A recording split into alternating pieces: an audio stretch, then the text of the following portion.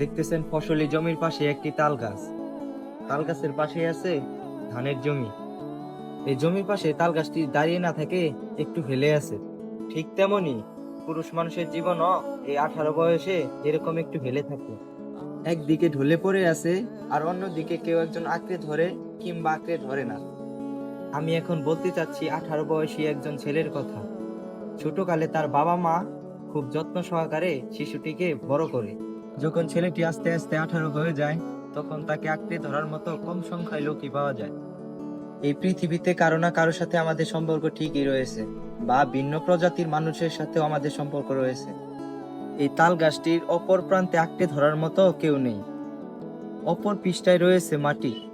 ঠিক তেমনি 18 বয়সে একটি ছেলের জীবনও এরকম হেলে পড়ে, এবং তখন তার পরিবারে কেউ যদি সাপোর্ট না দেয় কিংবা আঁকড়ে না ধরে, তখন সেই ছেলেটির সফলতা বা উঁচু স্থানে পৌঁছাতে অনেক দীর্ঘ সময় লাগে। আমার মতোই কিছু 18 বয়সী ছেলের জীবন এরকম গাছটির মতো হেলে পড়ে আছে।